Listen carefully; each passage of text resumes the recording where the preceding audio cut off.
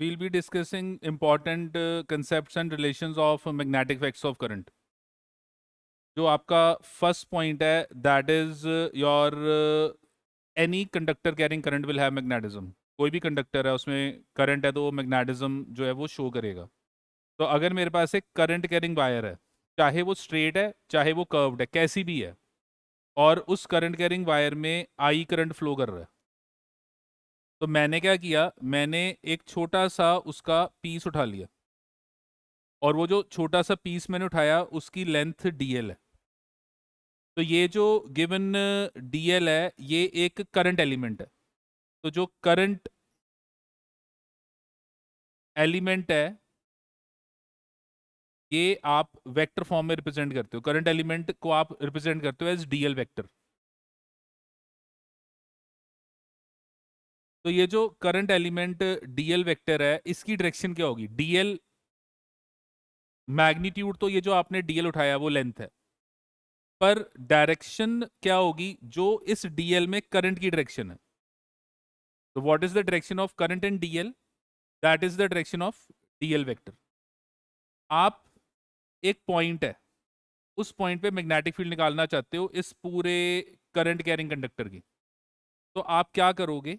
आप जो given small element है उसको इस पॉइंट पी से लोकेट करोगे, और जब आप लोकेट करोगे तो ये आपका वो डिस्टेंस हो गया आपके एलिमेंट का पॉइंट से.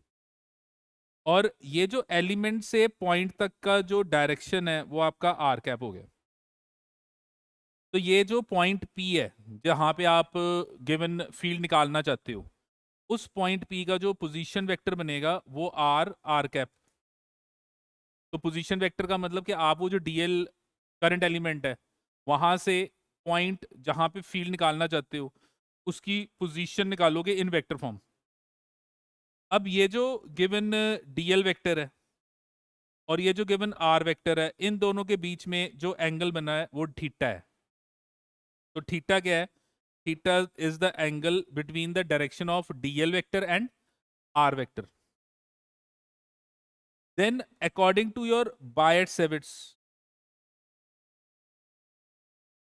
according to Biot-Savitt's law, your magnetic field at point P due to this small element dl, इस small element dl के कारण point P पे जो magnetic field आएगी that will be mu naught by 4 pi I dl sin theta over r square. तो ये आपके पास given magnetic field आ गई. और जो मैग्नेटिक फील्ड है वो वेक्टर फॉर्म, वेक्टर क्वांटिटी है. Field is a vector quantity. तो अगर आप इसको वेक्टर फॉर्म में रिप्रेजेंट करना चाहते हो तो this will be mu naught by 4 pi I D L cross R over R cube. तो ये आपकी मैग्नेटिक फील्ड है. अब ये जो मैग्नेटिक फील्ड निकाली है आपने वो एक स्मॉल करंट एलिमेंट की निकाली है. तो if you want to find the total magnetic field due to the complete current element, पूरे करंट एलिमेंट के कारण आप पॉइंट पी पे मैग्नेटिक फील्ड निकालना चाहते हो, तो कैसे निकालोगे? ये जो स्मॉल फील्ड है इन सारी स्मॉल फील्ड्स को ऐड करोगे. पर जब ऐड करना है तो वेक्टर्स का ध्यान रख के, स्मॉल फील्ड्स तभी ऐड होंगी इफ ऑल ऑफ दो small fields are in same direction. तो ये आपकी नेट फील्ड आ गई एट पॉइंट पी. तो ये हमारा सबसे पहला लॉ है, दैट इज योर बायट-सेविट्स लॉ. इस लॉ के बेसिस पे आप अलग अलग करंट कैरिंग कंडक्टर्स की मैग्नेटिक फील्ड निकाल सकते हो. अब ये जो गिवन बायट-सेविट्स लॉ है इसके बेसिस पे हमने मैग्नेटिक फील्ड निकाली due to a straight wire carrying current. तो आपके पास ये स्ट्रेट वायर है, और ये जो स्ट्रेट वायर है आप एक पॉइंट पी है, और वो जो पॉइंट पी है उस पॉइंट पी का आपके गिवन वायर से जो डिस्टेंस है वो आर है, और आप ये पॉइंट पी पे magnetic field due to the straight wire निकालना चाहते हो. तो ये जो मैग्नेटिक फील्ड आप निकालोगे due to the straight wire, इस मैग्नेटिक फील्ड की वैल्यू क्या होगी? तो यहाँ पे आप क्या नोटिस करोगे, आप ये दो एंड्स जो हैं इनको आप with respect to the perpendicular distance देखोगे कि कितने एंगल्स बना रहे हैं. एक एंगल थीटा 1 हो गया, दूसरा एंगल थीटा 2 हो गया. तो at this point P magnetic field due to the current element, ये करंट एलिमेंट के कारण पॉइंट पी पे जो मैग्नेटिक फील्ड आएगी उसकी जो वैल्यू बनेगी that is mu naught by 4 pi I over R sine theta 2 plus sine theta 1। तो ये आपकी मैग्नेटिक फील्ड बनेगी। अच्छा, अब अगर मैं ये मान के चलता हूं कि मेरा जो गिवन करंट कैरिंग वायर है वो राइट नो पेपर के परपेंडिकुलर है, तो हम ये मान के चल रहे हैं कि और current carrying wire is perpendicular to paper. और ये डॉट का मतलब कि वो जो करंट है is flowing outwards to paper. तो ये जो करंट है पेपर के आउटवर्ड्स फ्लो कर रहा है। तो जो आपकी गिवन मैग्नेटिक फील्ड बनेगी वो मैग्नेटिक फील्ड सर्कुलर होगी। तो मैग्नेटिक फील्ड लाइन जो आपकी आएगी वो सर्कुलर होगी। तो आपका जो करंट है अगर ऐसे स्ट्रेट फ्लो कर रहा है तो मैग्नेटिक फील्ड जो होगी वो ऐसे सर्कल के फॉर्म में होगी। और सर्कल का मतलब होता है कि हर जगह पे फील्ड की डायरेक्शन डिफरेंट है। और अगर आप वो फील्ड की डायरेक्शन देखना चाहते हो तो आप Maxwell's right hand thumb use करोगे। Maxwell's right hand thumb rule क्या कहता है कि आप ये राइट हैंड लोगे, थंब और फिंगर्स को ऐसे परपेंडिकुलर रखोगे, ये करंट अगर ऊपर जा रहा है तो थंब को ऐसे करंट की डायरेक्शन में रखोगे और फिंगर गोल घूम रही हैं और फिंगर की रोटेशन आपको मैग्नेटिक फील्ड बता रही है। और इस केस में अगर आप देखो तो पेपर के आउटवर्ड्स करंट है, तो आपकी जो गिवन फिंगर है वो कैसे घूमेगी, ऐसे एंटी क्लॉकवाइज। तो आपकी ये मैग्नेटिक फील्ड लाइन की डायरेक्शन है। और अगर आप किसी भी पॉइंट पे, जैसे ये पॉइंट है, इस पॉइंट पे आप मैग्नेटिक फील्ड देखना चाहते हो तो मैग्नेटिक फील्ड ये ऐसे आएगी। This is the magnetic field at point P. अगर आप लेटे से ये पॉइंट क्यू है, यहाँ पे मैग्नेटिक फील्ड देखना चाहते हो तो ये आपकी मैग्नेटिक फील्ड की डायरेक्शन आ गई एट पॉइंट क्यू। तो मैग्नेटिक फील्ड हमेशा वो जो गिवन सर्कल होगा उसके अलोंग द टेंजेंट होगी। और अगर मेरे को एग्जामिनर कहता है कि यहाँ पे मैग्नेटिक फील्ड निकालो, तो ये जो वायर है ये वायर ऑन द पेपर लाई कर रही है, तो ये पेपर है और वायर ये ऑन द पेपर लाई कर रही है। और अगर वायर ऑन द पेपर लाई कर रही है और करंट कैसे फ्लो कर रहा है, अपवर्ड्स, तो मेरा जो हैंड है ये देखो मेरी फिंगर घूम रही है, तो घूम रही, हर टाइम डायरेक्शन चेंज हो रही है। तो मैं फिंगर को वहां रखूंगा जहां पे मैंने फील्ड निकालनी है। मैंने फील्ड कहाँ निकालनी है, पॉइंट पी। और पॉइंट पी इस वायर के राइट साइड पे है, वो भी पेपर पे है। पॉइंट पी भी पेपर पे है और वायर के राइट साइड पे, तो मैं अपना थंब वायर पे रखूंगा और ये फिंगर का टिप जो है इसको पॉइंट पी पे रखूंगा।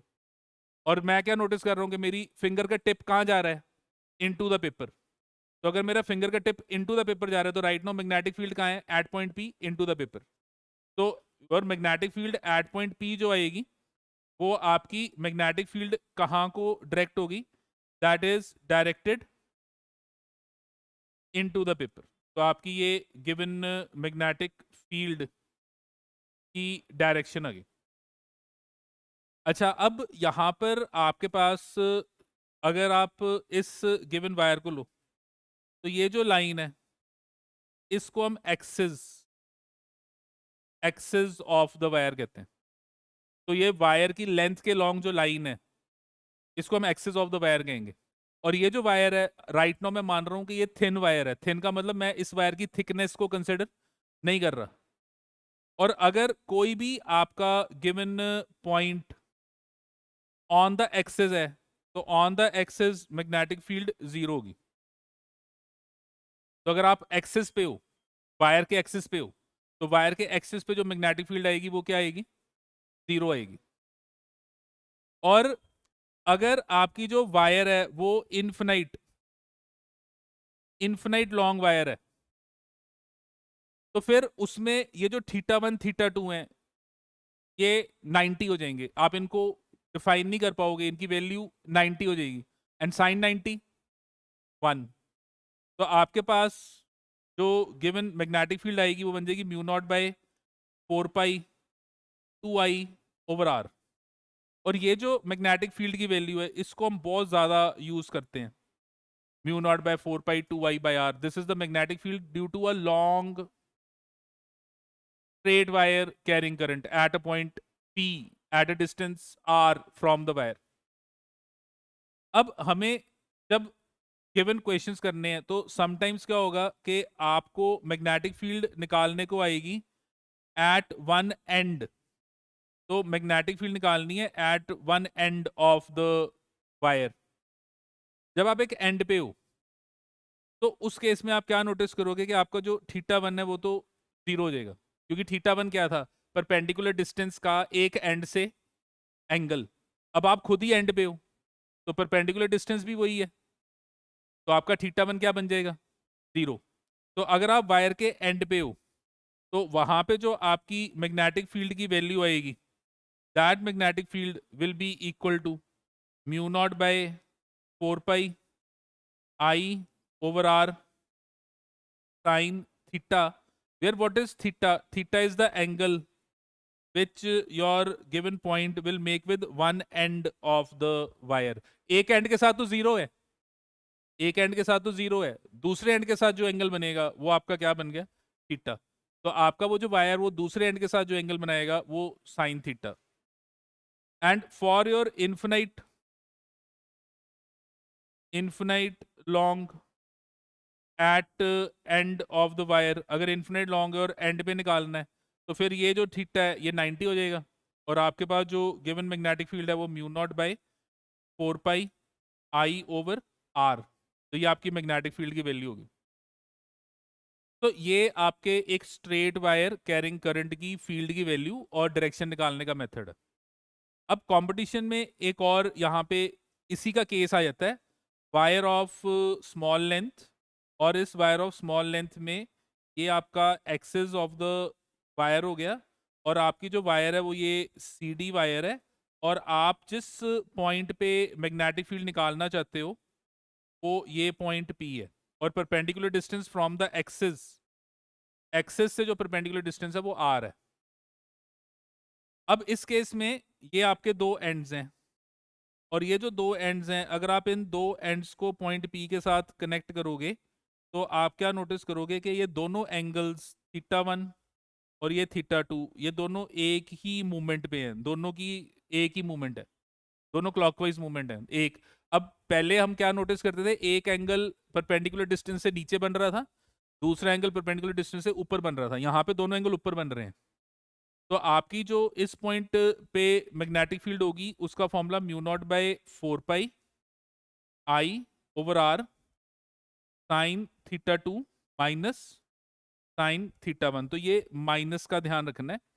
ये कब होगा, जब आपका वो जो एलिमेंट है उसकी लेंथ स्मॉल है, आपका पॉइंट पी जो है वो एलिमेंट के सामने नहीं है, एलिमेंट से नीचे या कहीं ऊपर है, और उसका एक्सिस से जो डिस्टेंस बन रहा है वो आर बन रहा है, और परपेंडिकुलर डिस्टेंस से जब आप एंगल ले रहे हो तो दोनों एंगल एक ही साइड पे आ रहे हैं, तो उस टाइम आपके पास ये मैग्नेटिक फील्ड आएगी। और डायरेक्शन का वही कंसेप्ट है। डायरेक्शन का क्या कंसेप्ट है कि आप अपने हैंड थंब को इस डायरेक्शन में रखोगे और अपनी फिंगर्स को राइट हैंड की इधर रखोगे, और देखो राइट हैंड की फिंगर्स किधर को जा रही हैं, इनवर्ड्स, क्योंकि राइट साइड रखोगे ना, तो आपकी जो फिंगर ऐसे थंब ऊपर और पॉइंट भी राइट साइड है, तो अपनी फिंगर को राइट साइड रखो, तो आपकी फिंगर कहाँ जा रही है, इनवर्ड्स, तो अभी भी मैग्नेटिक फील्ड की डायरेक्शन इनवर्ड्स ही बनेगी। तो ये आपका गिवन कंसेप्ट हो गया। हाँ जी, क्लियर है ये। फिर अब हमारे पास आ गया कि सर्कुलर कॉइल कैरिंग करंट, और सर्कुलर कॉइल कैरिंग करंट में आपके पास ये करंट फ्लो कर रहा है, एक केस में करंट क्लॉकवाइज फ्लो कर रहा है, दूसरे केस में जो करंट है वो एंटी क्लॉकवाइज फ्लो कर रहा है। और जब आपका करंट फ्लो करेगा तो आप क्या नोटिस करोगे कि ये जो कॉइल है, चाहे ये सर्कुलर हो, चाहे ये कॉइल स्क्वायर या रेक्टेंगुलर हो, आपके पास जब कॉइल में करंट क्लॉकवाइज फ्लो कर रहा है तो वो जो फेस है वो साउथ एक्ट करेगा, और जब कॉइल में करंट एंटी क्लॉकवाइज फ्लो कर रहा है तो वो जो फेस है वो नॉर्थ एक्ट करेगा। सिमिलरली यहाँ पे भी ये जो फेस है ये क्लॉकवाइज करंट फ्लो कर रहा है तो ये साउथ एक्ट करेगा, अगर यहाँ पे करंट एंटी क्लॉकवाइज फ्लो कर रहा होता तो ये फेस नॉर्थ एक्ट करना था। और इसको आप कैसे देखोगे, आप अपना राइट हैंड लोगे और अपने करंट को इनसर्कल करोगे, अपने फिंगर्स को इनसर्कल करोगे in the direction of current, और राइट हैंड लेके जैसे क्लॉकवाइज करंट फ्लो कर रहा है ऐसे क्लॉकवाइज, तो मेरा ये राइट हैंड है और मैं ये कॉइल के लॉन्ग अपनी फिंगर्स को घुमाऊंगा करंट के लॉन्ग, तो मेरी ऐसे करंट घूम रहा है, तो मैं फिंगर्स को ऐसे, और मेरा थंब किधर पॉइंट कर रहा है, इनवर्ड्स। और अगर करंट ऐसे होता तो मैं अपने फिंगर्स को घुमाता करंट के लॉन्ग, तो मेरा थंब कहाँ पॉइंट कर रहा है, आपकी तरफ, आउटवर्ड्स। जिधर को थंब पॉइंट करेगा वो नॉर्थ है, अगर थंब अंदर पॉइंट कर रहा है तो नॉर्थ अंदर है, तो साउथ सामने हो गया। और ये जो गिवन आपको केस नजर आ रहा है, इस केस में आप क्या नोटिस करोगे कि ये जो कॉइल है इसका एक फेस साउथ है, दूसरे साइड से इसका फेस नॉर्थ है, तो ये कॉइल एक डायपोल है। क्यों कॉइल एक डायपोल है, क्योंकि कॉइल के एक साइड पे नॉर्थ है, दूसरे साइड पे साउथ है। अगर आप सामने से देखोगे और आपको सामने से करंट क्लॉकवाइज नजर आ रहा है, तो बैक साइड जाके देखोगे तो वो करंट एंटी क्लॉकवाइज नजर आएगा। तो अगर आपको सामने वाला फेस साउथ नजर आ रहा है तो बैक साइड नॉर्थ है, सामने वाला नॉर्थ नजर आ रहा है तो बैक साइड साउथ है। तो ये जो कॉइल है, this coil is acting as a dipole. तो यहां पे आपके पास बन रहा है मैग्नेटिक डायपोल, और magnetic dipole of a current carrying coil, कि अगर मैं डायपोल मूवमेंट निकालना चाहता हूं तो magnetic dipole movement capital M will be equal to current into area vector, and if n is the number of turns in coil, अगर आपने coil में n नंबर ऑफ टर्न्स दिए हैं, तो आपका जो गिवन मैग्नेटिक डायपोल मोमेंट है that is n I a, where what is this a, this is your area vector, and the direction of area vector will be given by the right hand rule, again by encircling the direction of current।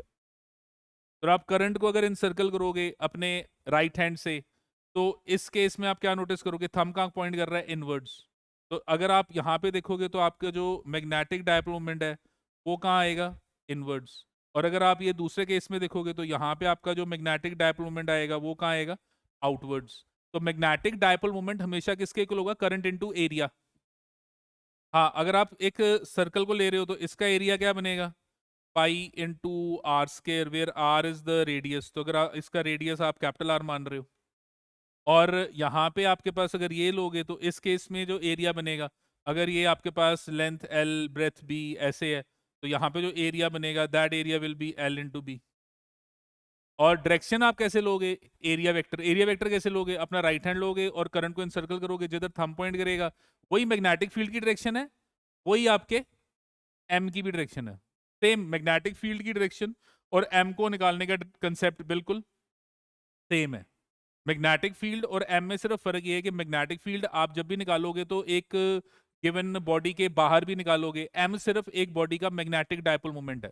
और magnetic dipole moment अगर permanent magnet है तो that is pole strength into distance of separation, और अगर वो current carrying conductor है तो it is I into area of the coil.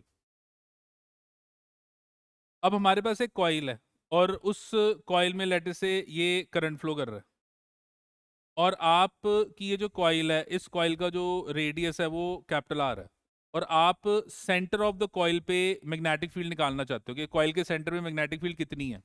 तो कॉइल के सेंटर पे जो मैग्नेटिक फील्ड आएगी at centre, that will be equal to mu naught I by 2r।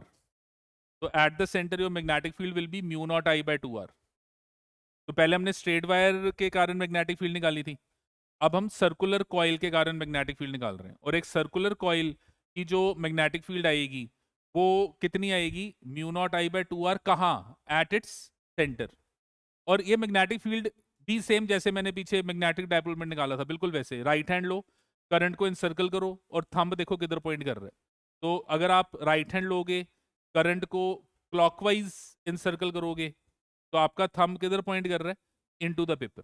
तो मैंने अपना राइट हैंड लिया, करंट को ऐसे क्लॉकवाइज इनसर्कल किया, तो मेरा थंब किधर पॉइंट कर रहा है, इनटू द पेपर। तो यहाँ पे आप क्या नोटिस करोगे कि मैग्नेटिक फील्ड जो लग रही है वो आपकी इनटू द पेपर लग रही है। अब यहाँ पे समटाइम्स क्वेश्चन आ जाएगा कि हमारे पास एक आर्क है, उस आर्क में ये करंट आई फ्लो कर रहा है और हम उस आर्क जो सर्कल से बना था, जिस सर्कल से वो आपने आर्क निकाला है, उसके सेंटर पे आप मैग्नेटिक फील्ड निकालना चाहते हो और आप देख रहे हो कि वो जो आर्क है वो सेंटर पे थीटा एंगल बना रहा है। तो ये जो गिवन जगह है, यहाँ पे जो आपकी मैग्नेटिक फील्ड की वैल्यू होगी, that will be mu naught I by 2r theta by 360 और it will be equal to mu naught I by 2r theta by 2 pi, where ये जो आपको थीटा नज़र आ रहा है दिस इज इन डिग्री और ये जो आपको थीटा नज़र आ रहा है दिस इज इन रेडियन। तो आपने ध्यान में रखना है बस कि अगर आपको ये एंगल डिग्रीज में दिया है तो आपने ये वाला फॉर्मूला यूज़ करना है। अगर आप एंगल को रेडियन में ले रहे हो तो फिर आप थीटा बाय 2 पाई, पर वो जो थीटा वो रेडियंस में एंगल होगा। और अगेन अपने फिंगर्स को ऐसे क्लॉकवाइज घुमाओ, तो अगर आप राइट हैंड के फिंगर्स को क्लॉकवाइज घुमाओगे तो आपका थंब किधर को पॉइंट कर रहा है, इनटू द पेपर, तो यहाँ पे ये मैग्नेटिक फील्ड की डायरेक्शन आ गई। तो this is the direction of magnetic field. तो ये आपका कंसेप्ट हो गया, मैग्नेटिक फील्ड निकालनी due to a circular coil at its centre और due to an arc carrying current at its centre. अब हमारे पास लेट अस से ये एक गिवन सर्कुलर कॉइल है और इस सर्कुलर कॉइल में ये करंट फ्लो कर रहा है और ये जो कॉइल है इसका जो रेडियस है वो कैपिटल आर है और हमारे पास ये जो गिवन लाइन आप देख रहे हो, this line is the axis, ये जो लाइन है ये एक्सिस ऑफ द कॉइल है। तो अगर ये लाइन आपके पास एक्सिस ऑफ द कॉइल है और आप ये जो पॉइंट पी है यहाँ पे आप मैग्नेटिक फील्ड निकालना चाहते हो, तो अब मैग्नेटिक फील्ड कैसे निकालोगे, तो यहाँ पे मैग्नेटिक फील्ड की जो वैल्यू आएगी that will be mu naught by 4 pi 2 pi into R square into I over small R square plus capital R square raise to power 3 by 2, where what is small r, distance of the point from the center of the coil। And magnetic field यहाँ पे कौन से direction में होगी, वो again ये current को encircle करके पता लगेगा। तो अगर मेरी कॉइल ये ऐसे पड़ी हुई है और करंट ये ऊपर से ऐसे बाहर ऐसे आ रहा है, ये ऊपर से बाहर ऐसे ऐसे जा रहा है नीचे को, ये जैसे मेरी फिंगर है, तो मैं अपने राइट हैंड को लूंगा और ऐसे करंट को इनसर्कल करूंगा, तो मेरा थंब किधर पॉइंट कर रहा है, राइट साइड। तो राइट नाउ इस केस में मेरा करंट ऐसे ही फ्लो कर रहा है, तो मेरा जो गिवन मैग्नेटिक फील्ड की डायरेक्शन आएगी वो ऐसे राइट साइड आएगी, ये मैग्नेटिक फील्ड की डायरेक्शन आएगी। और अगर बाय चांस करंट आपका ऑपोजिट होता है, ऐसे ऐसे फ्लो कर रहा होता है, ऐसे इस साइड से, तो आप अपने राइट हैंड को लोगे और करंट को इनसर्कल करोगे, और जब आप राइट हैंड करंट को इनसर्कल करोगे जिधर को थंब पॉइंट करेगा पॉइंट पी पे वो मैग्नेटिक फील्ड की डायरेक्शन होगी। तो अगर मेरा थंब लेफ्ट साइड पॉइंट कर रहा होता तो फिर पॉइंट पी पे ये मैग्नेटिक फील्ड होनी थी। ये तब होती अगर मेरा जो करंट है वो इस तरीके से फ्लो कर रहा होता, पर अब जो मेरा करंट है वो फ्लो कर रहा है इस तरीके से, तो मैग्नेटिक फील्ड ऐसे बनेगी। और अगर यहाँ पे आप capital N number of turns दे दोगे तो ये जो रिलेशन है इसमें एन मल्टीप्लाई हो जाएगा। सेम ऊपर भी ऐसे ही है, अगर आप यहाँ पे एन नंबर ऑफ टर्न्स दे दोगे तो ये रिलेशन में भी एन मल्टीप्लाई हो जाएगा। अब ये जो हमने गिवन फील्ड्स निकाली थी इनको हमने बायट-सेवर्ट्स लॉ के बेसिस पे निकाला था, पर बायट-सेवर्ट्स लॉ में आप स्मॉल फील्ड निकालते हो, उसको आप इंटीग्रेट करते हो, और फिर कभी कभी जब वायर्स थोड़ी कम्प्लेक्स शेप की होंगी तो वो इंटीग्रेशन करनी टफ होगी। तो हमारे पास एक और लॉ है मैग्नेटिक फील्ड को निकालने का, और वो जो लॉ है दैट इज एम्पियर्स। अब ये जो एम्पियर सर्किटल लॉ है ये आपको बेसिकली बताता है line integral of magnetic field of a close path. आप अपनी तरफ से एक हाइपोथेटिकल अपनी तरफ से एक पाथ लेते हो और आप उस पाथ पे मैग्नेटिक फील्ड को उस पूरे पाथ के ऊपर इंटीग्रेट करते हो, और जब आप इंटीग्रेट करते हो तो आपको ये मिलता है line integral of magnetic field, और आपका वो जो पाथ है वो क्लोज्ड है, जहां से शुरू है दोबारा वहीं पे आ गए। तो मेरे पास जैसे मैंने ये जगह से शुरू किया, ये घूम के मैं दोबारा ये आ गया, तो ये मेरा क्लोज पाथ है। अगर मैंने यहाँ से शुरू किया, मैं ये गया, फिर मैंने ऐसे गया, फिर ये जाके फिर मैं दोबारा फिर यहाँ आ गया, तो ये मेरा क्लोज पाथ है। तो क्लोज पाथ की शेप कुछ भी ले सकते हो, इरेगुलर भी हो सकती है, बस वो पाथ क्लोज होना चाहिए। तो आपका एम्पियर सर्किट लॉ क्या कहता है कि आपके पास लेट अस से एक करंट कैरिंग वायर है, और आपने उस करंट कैरिंग वायर के अराउंड एक क्लोज पाथ लिया, इसके अराउंड आपने अपनी तरफ से ऐसे एक क्लोज पाथ लिया। तो ये जो क्लोज पाथ आप ले रहे हो, अगर आप इस क्लोज पाथ का B dot D L line integral of magnetic field निकालोगे, तो उसकी जो वैल्यू होगी वो mu naught times the current passing through the loop. और mu naught times the current passing through the loop का मतलब है कि अगर कोई करंट इसके बाहर है, उसको आप कंसिडर नहीं करोगे, तो आप वही करंट कंसिडर करोगे जो लूप में से क्या कर रहा है, पास हो रहा है। और आपका जो बी डॉट डी एल है, उसकी वैल्यू क्या हो जाएगी, mu naught times the current which is passing through the loop. और ये जो लूप आप ले रहे हो, this loop is known as Amperian loop. तो ये जो लूप है, इस लूप को हम क्या कहते हैं, एम्पीरियन लूप। अब इस कंसेप्ट के बेसिस पे हमने एक लॉन्ग सिलेंड्रिकल वायर ली, तो हमारे पास ये लॉन्ग सिलेंड्रिकल वायर है, और ये जो लॉन्ग सिलेंड्रिकल वायर है, इसके सेंटर से ये जो लाइन जा रही है, ये आपका एक्सिस ऑफ द वायर है। और ये जो आपका गिवन लॉन्ग सिलेंड्रिकल वायर आप देख रहे हो, इसका जो गिवन ये थिकनेस है सर्कुलर क्रॉस सेक्शन, उस सर्कुलर क्रॉस सेक्शन का जो रेडियस है वो कैपिटल आर है।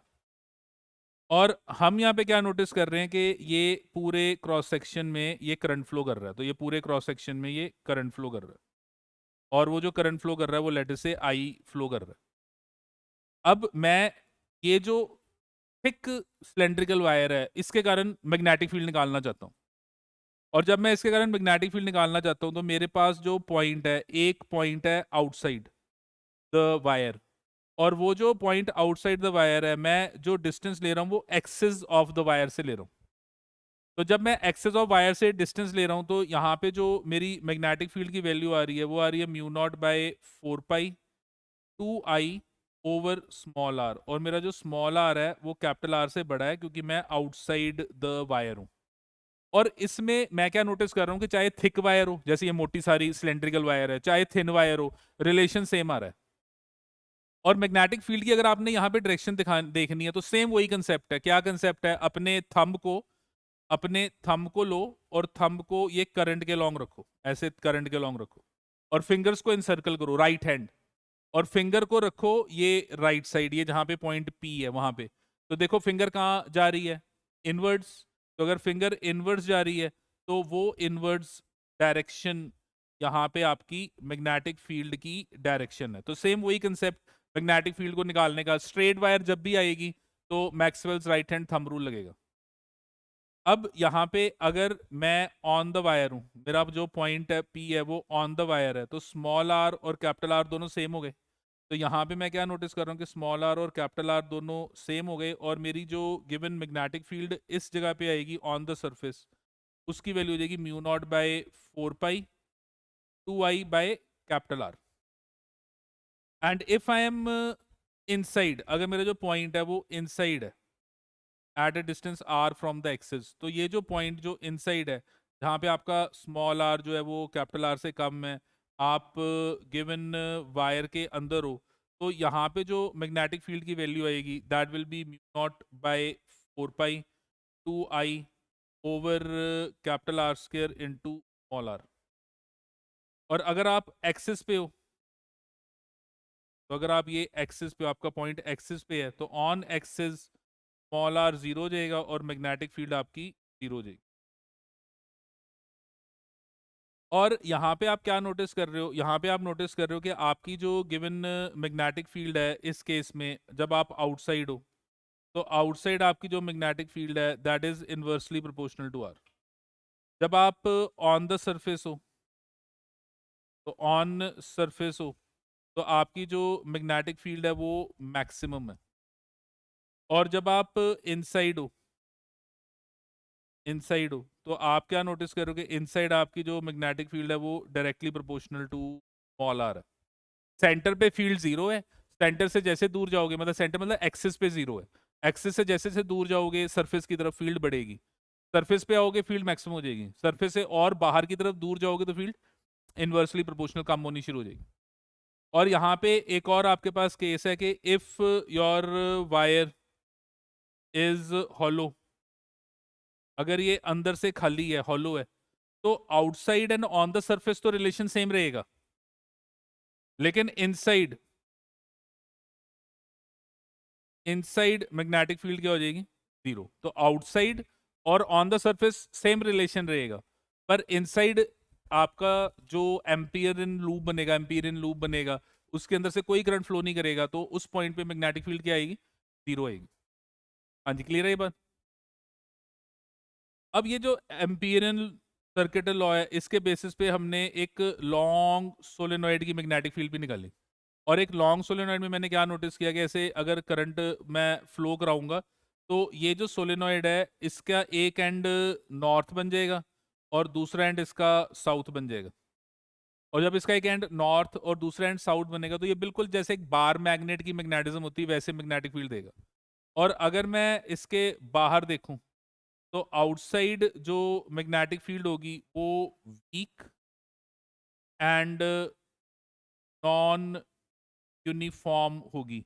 और अगर मैं इसके इनसाइड देखूं, तो इनसाइड जो मैग्नेटिक फील्ड होगी वो हम क्या नोटिस करेंगे कि यूनिफॉर्म एंड स्ट्रॉन्ग होगी, और आउटसाइड फील्ड इनसाइड के कंपैरेटिवली निग्लिजिबल होगी। तो हमने ये इनसाइड इनसाइड हमने मैग्नेटिक फील्ड निकाली, और इनसाइड जब हमने मैग्नेटिक फील्ड निकाली तो उसका रिलेशन जो है वो mu naught N into I, where what is this N, this N is number of turns per unit length। तो आपके पास ये number of turns per unit length आ गया। तो यहाँ पर जब एक सोलेनॉइड है, आप सोलेनॉइड में से करंट फ्लो करा रहे हो, तो सोलेनॉइड में से करंट फ्लो कराने पे आप क्या नोटिस करोगे कि वो जो सोलेनॉइड है उसके अंदर मैग्नेटिक फील्ड आएगी, और वो मैग्नेटिक फील्ड की value mu naught N into आई होगी।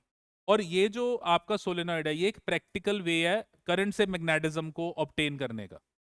और अगर आप इसके अंदर सॉफ्ट आयरन डाल दोगे, तो ये एक इलेक्ट्रोमैग्नेट बन जाएगा, एक टेम्परेरी मैग्नेट बन जाएगा, जिसको आप जब चाहो मैग्नेट मैग्नेट की तरह यूज कर सकते हो।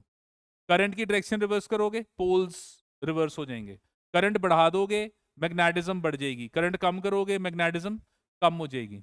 तो ये एक ऐसा टेम्परेरी मैग्नेट है जिसकी मैग्नेटिज्म को आप कंट्रोल भी कर सकते हो, बढ़ा भी सकते हो, उसके पोल्स को आप रिवर्स भी कर सकते हो। जो आप नॉर्थ पोल है उसको साउथ बना सकते हो, साउथ को आप नॉर्थ बना सकते हो। फिर हमारे पास एक टॉरॉइड है। तो टॉरॉइड में आप क्या करते हो, ये जो दो एंड्स हैं इनको आप जोड़ के एक सर्कुलर शेप में एक सोलेनॉइड को लेते हो। तो अगर आप एक सोलेनॉइड को सर्कुलर शेप में लो, जैसे आपने ये यहाँ से ये ऐसे, या आपने ये ऐसे टर्न्स दे दिए, और ये लार्ज नंबर ऑफ टर्न्स, और ये लार्ज नंबर ऑफ टर्न्स जो आप दे रहे हो, ये लार्ज नंबर ऑफ टर्न्स से आपके पास ये गिवन सोलेनॉइड बन गया।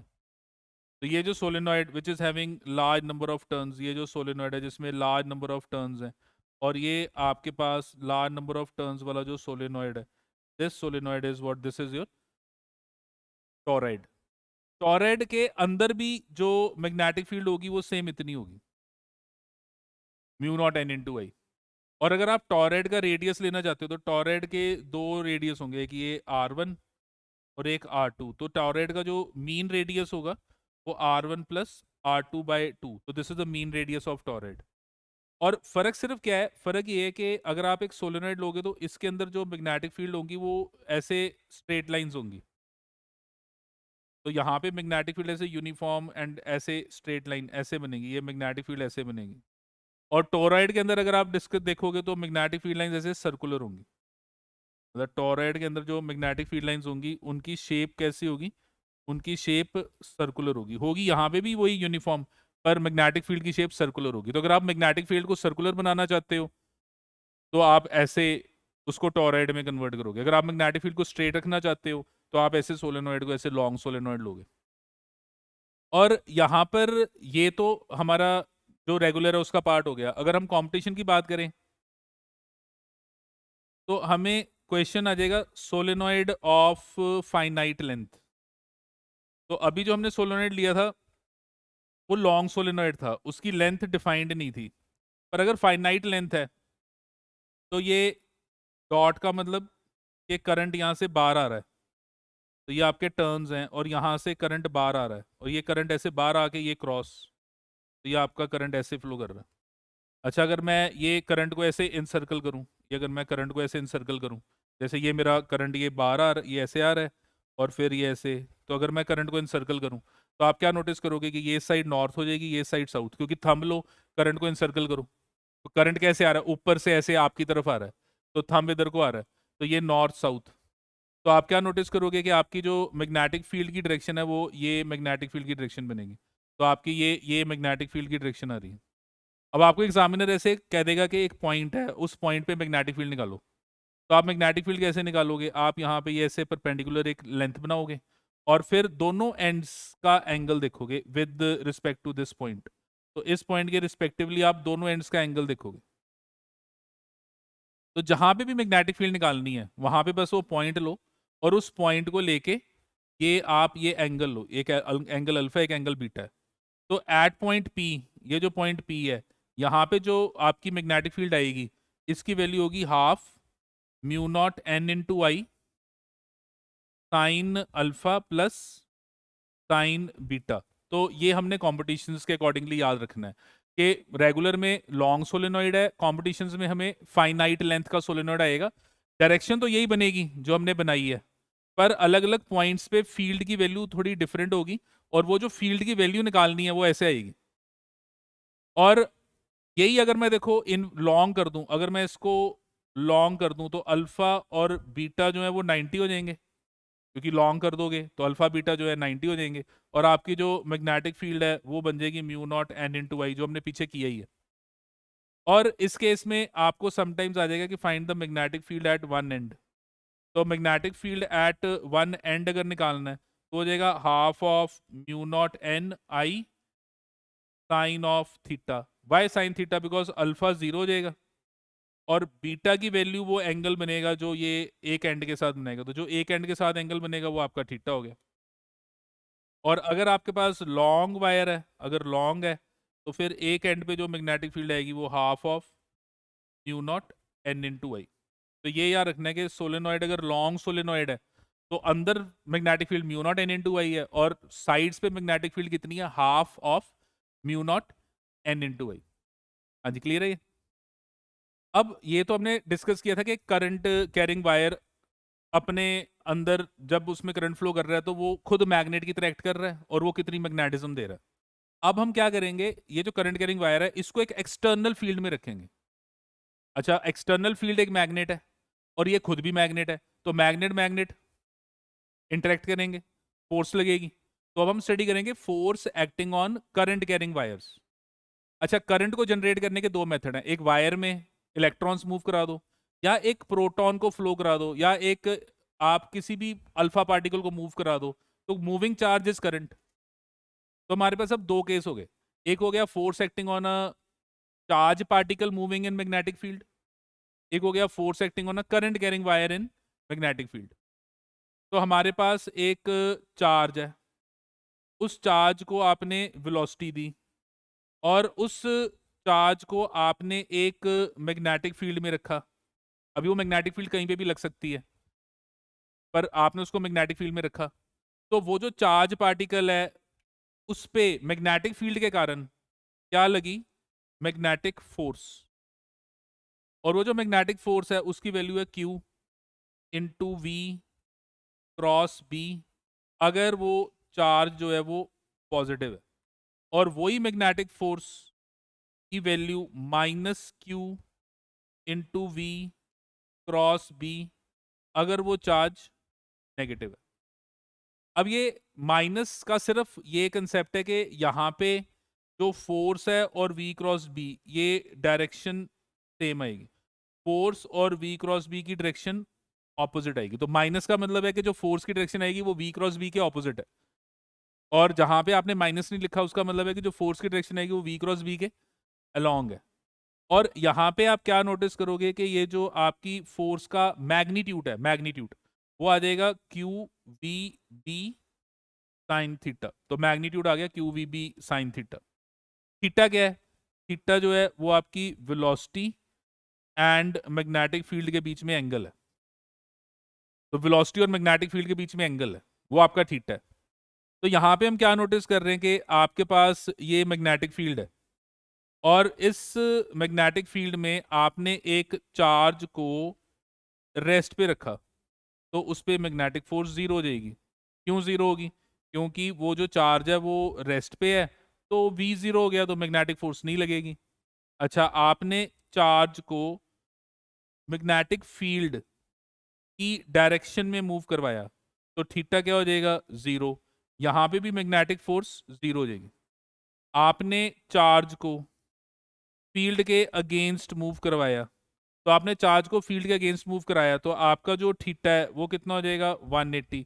यहां पे भी मैग्नेटिक फोर्स जीरो हो जाएगी। तो ये याद रखना है कि एक चार्ज पार्टिकल रेस्ट पे है, या वो चार्ज पार्टिकल मैग्नेटिक फील्ड के अलोंग है, या मैग्नेटिक फील्ड के अगेंस्ट है, किसी भी केस में उस पर फोर्स नहीं लगेगी, मैग्नेटिक फोर्स नहीं लगेगी। अच्छा, अगर मैंने फोर्स मैक्सिमम करनी है, तो उसके लिए मेरा जो थीटा है वो क्या होना चाहिए? 90। थीटा क्या है? Angle between velocity and magnetic field. तो मैंने क्या किया, मैंने ये मैग्नेटिक फील्ड ले ली, यूनिफॉर्म मैग्नेटिक फील्ड। तो मैंने ये मैग्नेटिक फील्ड ले ली, और ये मैग्नेटिक फील्ड लेके मैंने जो गिवन चार्ज पार्टिकल है उसको ये वेलोसिटी दी v। तो जब मैं ये v क्रॉस b करूंगा यहाँ पे, तो देखो v कहाँ पर है? Left side. b कहाँ है? Into the paper. तो आप अपना राइट हैंड लो, राइट हैंड को लेफ्ट साइड रख के इनटू द पेपर घुमाओ, तो आपका जो थंब आएगा वो किधर को आएगा? ये ऐसे डाउनवर्ड्स। और आप क्या नोटिस करोगे कि ये चार्ज पार्टिकल नीचे की तरफ जाएगा। अब एक चीज है कि आप यहाँ पे जब ये फॉर्मूला देख रहे हो, ये वाला, तो according to cross product, cross product की ये एक प्रॉपर्टी है कि जब आप किसी भी चीज का क्रॉस प्रोडक्ट करोगे, तो आपका जो आंसर आएगा, जैसे यहाँ पे फोर्स का आंसर आएगा, वो जिसका क्रॉस प्रोडक्ट कर रहे हो हमेशा उनके परपेंडिकुलर आएगा। तो आप क्या नोटिस कर रहे हो कि यहाँ पर फोर्स हमेशा वेलोसिटी के परपेंडिकुलर ही लगेगी, और अगर फोर्स हमेशा वेलोसिटी के परपेंडिकुलर लगेगी, तो इसका मतलब यहाँ पे जो मोशन आएगा वो सर्कुलर मोशन होगा। जब भी फोर्स वेलोसिटी के परपेंडिकुलर लगती है, और ऑलवेज लगती है, ऑलवेज क्यों? क्योंकि यहाँ पे तो हर टाइम ही फोर्स ने क्योंकि हर टाइम ही ये रिलेशन बनना है जो लिखा हुआ है, तो आपके पास ऑलवेज ये रिलेशन आ रहा है, और अगर ऑलवेज ये रिलेशन आ रहा है तो जो मोशन है वो सर्कुलर होगा। तो आप क्या नोटिस करोगे, ये जो गिवन आपका पार्टिकल है ये ऐसे सर्कल के फॉर्म में मूव करेगा। तो ये पार्टिकल ऐसे सर्कल के फॉर्म में मूव करेगा, तो नीचे तो जाएगा पर स्ट्रेट नीचे नहीं जाएगा, ये सर्कल के फॉर्म में मूव करेगा। और जब ये सर्कल के फॉर्म में मूव करेगा तो ये एक रेडियस बनाएगा। वो रेडियस अगर आप निकालना चाहते हो, तो उस रेडियस की जो वैल्यू आएगी वो M V by Q B होगी। उसकी वैल्यू एम वी का मतलब लीनियर मोमेंटम, तो linear momentum over Q B. Linear momentum को आप काइनेटिक एनर्जी के फॉर्म में लिख सकते हो, तो 2m e under root by Q B, where kinetic energy is E यहाँ पे काइनेटिक एनर्जी है। और फिर आप जो एनर्जी है उसको वर्क डन के साथ रिलेट कर सकते हो, एंड एनर्जी और work done is charge into potential difference. तो अगर चार्ज इनटू पोटेंशियल डिफरेंस, तो ये जो आपका गिवन रिलेशन है बन जाएगा 2m capital V by Q under root into 1 by B। तो यहाँ पे बस ये ध्यान रखना है कि ये और ये दोनों अलग हैं। ये जो V है this is velocity of the charge particle, ये जो V है this is the potential difference applied across the charge particle. और ये आपका गिवन रिलेशन बन गया, तो ये आपका ये गिवन रिलेशन बन गया जिसको आपने याद रखना है। तो ये अलग अलग रिलेशन है डिपेंडिंग ऑन न्यूमेरिकल में आपको क्या पैरामीटर दिया है। और अगर आप इस गिवन पार्टिकल का टाइम पीरियड निकालोगे तो टाइम पीरियड कितना आएगा 2πm/qb, और टाइम पीरियड जो है वो कांस्टेंट है। इसका मतलब क्या है कि अगर आप इस वेलोसिटी को बढ़ाओगे तो रेडियस बढ़ जाएगा, वेलोसिटी को बढ़ाओगे तो रेडियस बढ़ जाएगा, पर सारे सर्कल चाहे छोटे हों चाहे बड़े हों उनको कंप्लीट होने में जो टाइम लगेगा वो सेम लगेगा। तो all the cycles will complete in same time, सारे साइकिल्स सेम टाइम में कंप्लीट होंगे। हाँ जी, क्लियर है ये बात। तो यहाँ पर आपके पास ये जो गिवन मोशन है इसमें अगर आप पार्टिकल की वेलोसिटी बढ़ाते जाओ तो उसका सर्कल बढ़ता जाएगा, पर हर सर्कल एक ही टाइम में कंप्लीट होगा। और अगर मैं यहाँ पे जो गिवन केस है उसमें ये मेरी मैग्नेटिक फील्ड लग रही है, ये मेरी मैग्नेटिक फील्ड लग रही है, और मैं वेलोसिटी एट सम एंगल देता हूँ, तो मेरी जो वेलोसिटी है इसके दो कंपोनेंट बन जाएंगे, एक v cos थीटा जो फील्ड के लॉन्ग है, और एक मेरे पास बन जाएगा v sin थीटा जो फील्ड के परपेंडिकुलर है। अब मैं क्या नोटिस करूंगा कि जो कंपोनेंट फील्ड के परपेंडिकुलर है उसके कारण सर्कुलर मोशन आएगा, जो फील्ड के लॉन्ग है उसके कारण तो फोर्स ही नहीं लगेगी, और जब फोर्स नहीं लगती तो यूनिफॉर्म मोशन होता है। तो मैं क्या नोटिस करूंगा कि मेरा जो पार्टिकल है वो ऐसे सर्कल के फॉर्म में घूमेगा, पर वो सर्कल के फॉर्म में घूमते हुए आगे भी जाएगा। तो जो पाथ बनेगा वो पाथ हेलिकल पाथ होगा। और अब ये जो हेलिकल पाथ है इसमें जो आपका रेडियस बनेगा हेलिक्स का, क्योंकि आप जब इसको देखोगे तो ये सर्कल का रेडियस बनेगा, तो वो जो रेडियस बनेगा वो इस वेलोसिटी के कारण बनेगा। तो अगर इस वेलोसिटी के कारण बनेगा तो वो mv sin theta by Q B होगा। और आपका ये जो गिवन पार्टिकल है वो एक साइकिल जब कंप्लीट होगा तो वो एक साइकिल कंप्लीट होने पे एक हॉरिजॉन्टल डिस्टेंस ट्रेवल करेगा, उस हॉरिजॉन्टल डिस्टेंस को हम पिच बोलेंगे। तो वो जो हॉरिजॉन्टल डिस्टेंस कवर हो रहा है पिच, वो हो रहा है कि आपने कितना हॉरिजॉन्टल मूव किया इन वन साइकिल। तो वन साइकिल कंप्लीट करने में जो टाइम लगेगा वो अभी भी 2πm/qb लगेगा। तो जो पहले ये ऊपर लग रहा था सेम वही वाला टाइम पीरियड अभी भी लगेगा। तो आपके पास जो पिच बनी वो क्या बन गई, that is velocity into time, distance is velocity into time. Velocity कौन सी, हॉरिजॉन्टल जो आप ट्रेवल कर रहे हो, और टाइम कौन सा, ये एक साइकिल कंप्लीट करने वाला टाइम। तो ये आपकी पिच की वैल्यू आ गई। ये जितने भी हमने भी मोशन डिस्कस किए हैं इन सारे मोशन में आपका जो मैग्नेटिक फोर्स है वो वेलोसिटी के परपेंडिकुलर ही है। और जब ऐसे होगा तो आप क्या नोटिस करोगे कि speed and kinetic energy will always remain same. तो पार्टिकल जब घूम रहा है, फोर्स लग रही है, घूम रहा है, पर उसकी स्पीड नहीं बदलेगी, उसकी काइनेटिक एनर्जी भी नहीं बदलेगी, और वर्क डन जीरो होगा, क्योंकि ये जो फोर्स मैग्नेटिक लग रही है वो सेंटीपिटल की तरह लग रही है। हाँ, डायरेक्शन बदलती रहेगी, तो क्योंकि डायरेक्शन बदलती रहेगी तो वेलोसिटी एंड मोमेंटम इनकी जो वैल्यू है वो क्या करेगी, चेंज करेगी। तो वेलोसिटी एंड मोमेंटम की वैल्यू हम क्या नोटिस करेंगे, चेंज करेगी। तो velocity and momentum will change. हाँ जी, क्लियर है ये बात, ठीक है। तो अब हमारे पास एक करंट कैरिंग कंडक्टर है, और उस करंट कैरिंग कंडक्टर को हमने एक यूनिफॉर्म मैग्नेटिक फील्ड में रख दिया। अभी करंट कैरिंग कंडक्टर है उसको हमने यूनिफॉर्म मैग्नेटिक फील्ड में रख दिया, कंडक्टर की लेंथ L है। अब अगर मैग्नेटिक फील्ड में रखेंगे तो हम क्या नोटिस करेंगे कि इसके ऊपर भी मैग्नेटिक फोर्स लगेगी, और वो जो मैग्नेटिक फोर्स लगेगी उसकी वैल्यू होगी I L क्रॉस B, ये मैग्नेटिक फोर्स लगेगी। और अगर मैं इस फोर्स का मैग्नीट्यूड देखूं तो I L B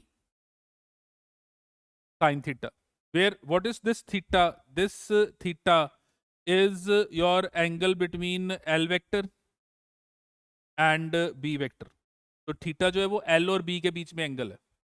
लेकिन यहाँ पे बात फिर दोबारा वही आके खत्म होती है कि अगर आप थीटा ले रहे हो angle between L and B, तो L क्या है, तो L यहाँ पे आपका डिस्प्लेसमेंट वेक्टर है, इनिशियल एंड फाइनल पॉइंट का शॉर्टेस्ट पाथ।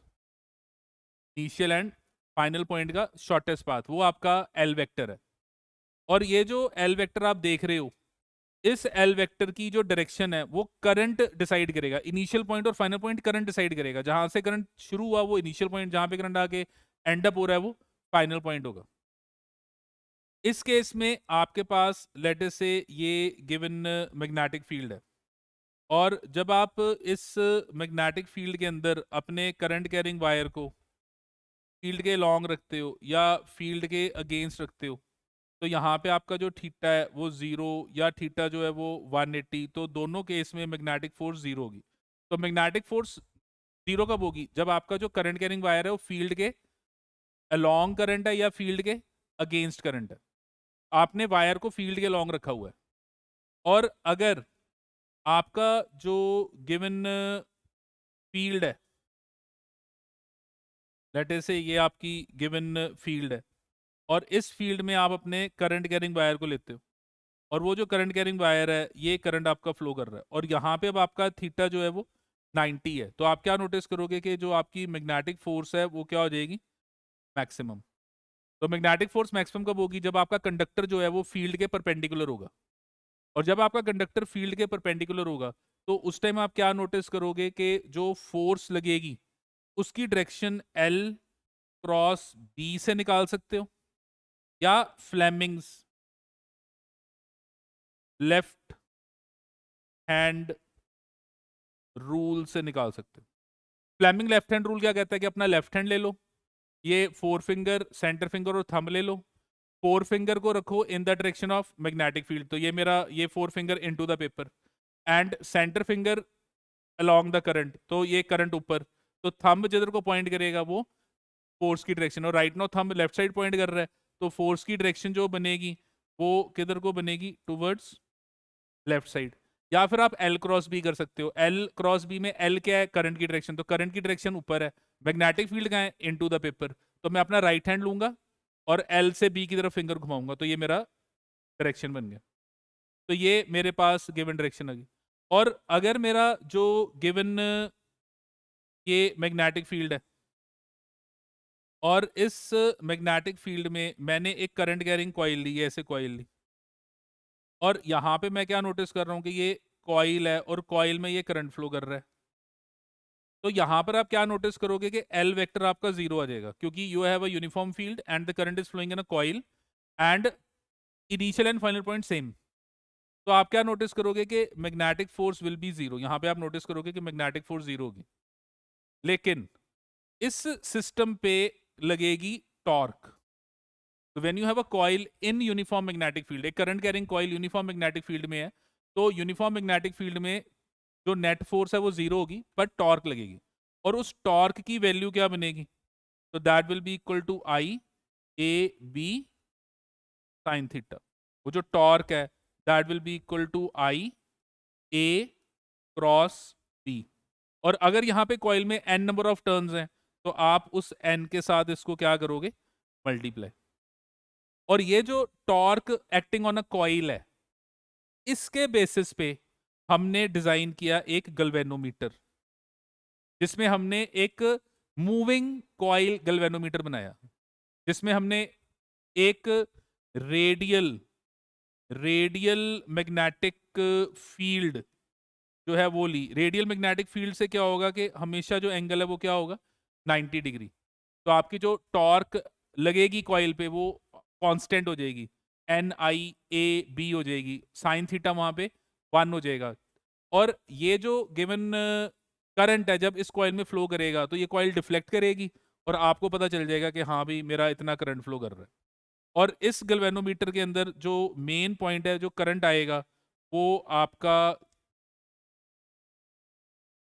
के over N A B into five. तो ये जो करंट आएगा वो डिफ्लेक्शन के प्रोपोर्शनल होगा, जिसके कारण आप उसको लीनियर स्केल के बेसिस पे करंट निकाल सकते हो। और क्योंकि आप लीनियर स्केल के बेसिस पे करंट निकाल सकते हो, तो आप इस गैल्वेनोमीटर को कन्वर्ट करोगे इन एमीटर या वोल्टमीटर, तो वो तो आता ही है, कर लोगे उसको। ठीक है, तो अब एक बार ये सारा का सारा रिवाइज कर लो। हमने एक बार सारे फॉर्मूले गो थ्रू कर लिए, एक बार जाके इसको प्रॉपरली रिवाइज कर लो।